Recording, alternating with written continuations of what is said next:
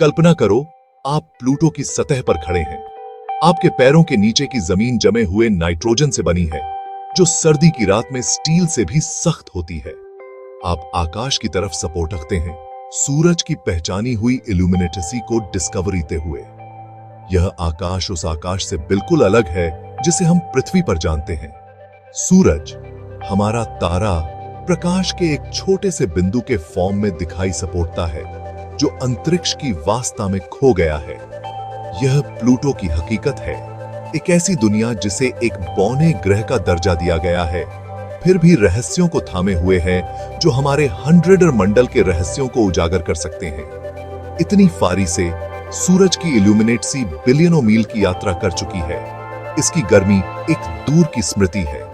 Pluto की कहानी आइसी ईले परिदृश्यों, अत्यधिक तापमान और सूरज की इल्यूमिनेटसी की एक फीकी प्रतिध्वनि की है, जो हमारे 100 मंडल से इसके संबंध की याद दिलाती है। 100 सेक्टर से की डिम्ब की जगह है। प्लूटो को 1930 में खगोल शास्त्री क्लाइड टॉम्बो ने डिस्कवर किया था। यह एक महत्वपूर्ण अवसर था, हमारे 100 मंडल में 9वें ग्रह की खोज। दूर कुइपर बेल्ट में रहने वाली एक छोटी सी वर्ल्ड। प्लूटो ने 70 से अधिक ईयरों तक एक ग्रह का खिताब अपने नाम किया, जिसने बच्चों और वैज्ञानिकों की कल्पना को समान फॉर्म से मोहित किया। हालांकि 2006 में अंतरराष्ट्रीय खगोलीय संघ ने प्लूटो को एक बौने ग्रह के फॉर्म में पुनः स्क्वायरीकृत किया। इस फैसले ने बहस और विवाद को जन्म दिया, लेकिन इसने वैज्ञानिक समझ की स्पीडशील प्रकृति को भी उजागर किया। प्लूटो अपने पुनर्स्क्वेरीकरण के बावजूद एक आकर्षक दुनिया बनी हुई है। यह लगभग 1400 मील चौड़ा है, जो पृथ्वी के चंद्रमा से छोटा है। इसकी सतह जमे हुए नाइट्रोजन, मीथेन और कार्बन मोनोऑक्साइड का मिश्रण है, जो इस दूर की दुनिया को परिभाषित करने वाली अत्यधिक ठंड का प्रमाण है। प्लूटो से सूर्य की उपस्थिति को सही मायने में अंडरस्टैंडिंग के लिए हमें पहले इसमें शामिल विशाल फारियों को अंडरस्टैंडिंग ना होगा। प्लूटो 3.7 अरब मील की औसत फारी पर सूर्य की परिक्रमा करता है। यह मोटे तौर पर पृथ्वी की तुलना में सूर्य से 40 गुना दूर है। यह विशाल खाई सूर्य के प्रकाश के एक महत्वपूर्ण फॉर्म से भिन्न एक्सपीरियंस में तब्दील होती है। सूर्य के प्रकाश की तीव्रता फारी के वर्ग के साथ घट जाती है। प्लूटो के लिए इसका क्या मतलब है? यह पृथ्वी की तुलना में लगभग 1600वां हिस्सा सूर्य का प्रकाश प्राप्त करता है। इससे सूर्य प्लूटो के आकाश में बहुत मंद और छोटा दिखाई सपोर्टता है। एक प्रकाश बल्ब की कल्पना करो, जो एक रिड्यूस्ड रे को तेज इल्यूमिनेटसी से रोशन करता है। अब कल्पना कीजिए कि उस प्रकाश बल्ब को सैकड़ों फीट दूर ले जाया जा रहा है। प्रकाश फीका पड़ जाएगा, रोशन करने की उसकी क्षमता काफी कम हो जाएगी। प्लूटो पर सूर्य के प्रकाश की यही हकीकत है। प्रकाश की गति से यात्रा करते हुए सूर्य के प्रकाश को प्लूटो तक पहुंचने में लगभग 5.5 घंटे लगते हैं। यह पृथ्वी तक सूर्य के प्रकाश को पहुंचने में लगने वाले 8 मिनट के बिल्कुल विपरीत है। यह विलंब अंतरिक्ष की वास्तता और हमारे 100 मंडल के बाहरी इलाकों में प्लूटो के आइसोलेशन को उजागर करता है। प्लूटो की सतह पर खड़े होकर आपको एक ऐसा सूरज दिखाई सपोर्टगा, जो उस लाइफदायिनी गोलाकार की तुलना में एक बहुत चमकीले तारे की तरह है जिसे हम जानते हैं। यह न तो उतनी तेज परछाई डाटेगा और न ही उतनी ही गर्मी प्रदान करेगा। इसके बजाय यह बिलियनों मील दूर से भी सूर्य की शक्ति की निरंतर याद दिलाता रहेगा, जो हमारे 100 मंडल को संचालित करने वाली ऊर्जा की एक फीकी प्रतिध्वनि है। प्लूटो की सतह ठंड की शक्ति का प्रमाण है। -375 डिग्री फ़ारेनहाइट के आसपास मॉड नाइटेड तापमान के साथ यह समय के साथ जमी हुई दुनिया है। पौने ग्रह की सतह विभिन्न प्रकार की बर्फ से ढकी हुई है, जिसमें नाइट्रोजन, मीथेन और पानी की बर्फ शामिल है। ये बर्फ एक विविध और लगातार ट्रांसफॉर्मते परिदृश्य का निर्माण करती है। प्लूटो का वातावरण हालांकि पतला है, इन आइसों से भी प्रभावित होता है। जैसे ही प्लूटो सूर्य की परिक्रमा करता है, ये बर्फ जम जाती है, ठोस से गैस में बदल जाती है और एक दुर्लभ वातावरण बनाती है।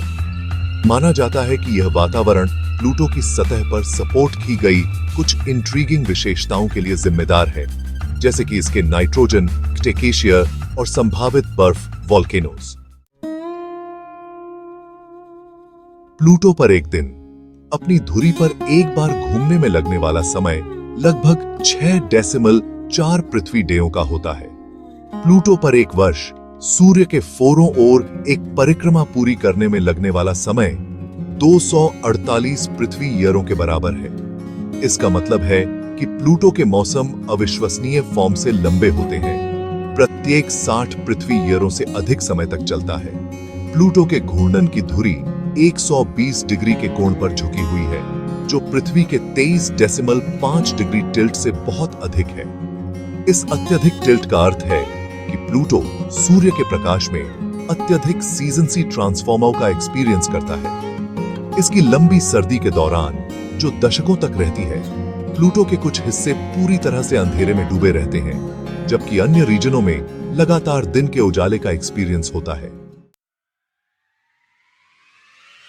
भाग 7, न्यू होराइजन्स, अज्ञात में एक ग्लिम्प्स। 2015 में नासा के न्यू होराइजन्स अंतरिक्ष यान ने प्लूटो द्वारा उड़ान भरने वाला पहला अंतरिक्ष यान बनकर इतिहास रच दिया।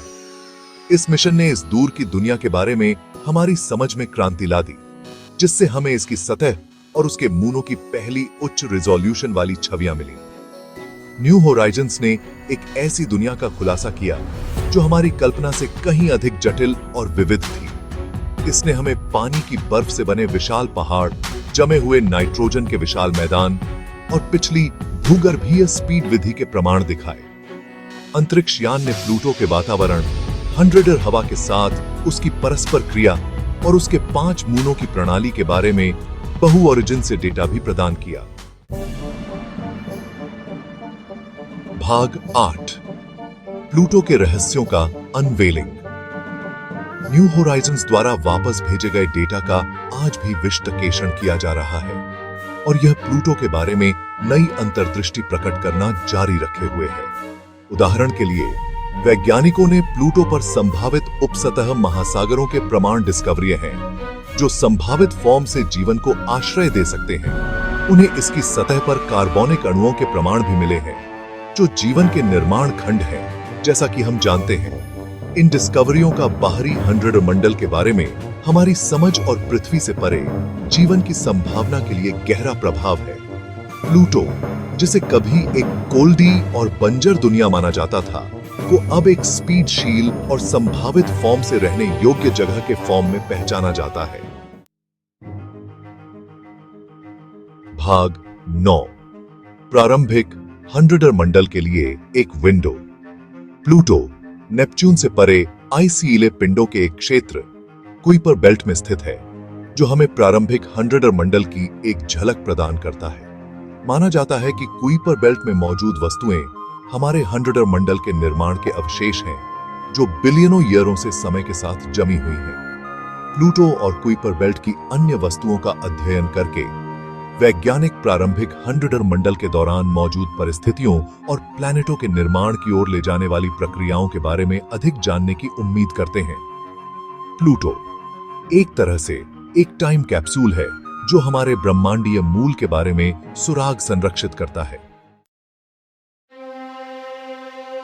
भाग 10, प्लूटो का स्थायी अल्योर। प्लूटो बौने ग्रह का दर्जा मिलने के बावजूद हमारी कल्पना को मोहित करना जारी रखे हुए है। यह चरम सीमाओं की दुनिया है, आइसीले परिदृश्यों की, फीकी धूप की और लंबे खींचे हुए सीजन्सों की। इसकी खोज ने हमारे हंड्रेडर मंडल की सीमाओं को आगे बढ़ाया और इसके अन्वेषण ने एक ऐसी दुनिया का खुलासा किया है जो हमारी कल्पना से कहीं अधिक जटिल और पेचीदा है। जैसे जैसे हम प्लूटो का अध्ययन जारी रखेंगे, हम निश्चित फॉर्म से इस दूर की दुनिया और हमारे हंड्रेडर मंडल की भव्य टेपेस्ट्री में इसके स्थान के बारे में और भी रहस्यों को उजागर करेंगे। प्लूटो, जो कभी एक ग्रह था, हमेशा एक दुनिया, वैज्ञानिक जिज्ञासा की शक्ति और खोज की असीम क्षमता का प्रमाण है, जो हमारी पहुंच के भीतर है।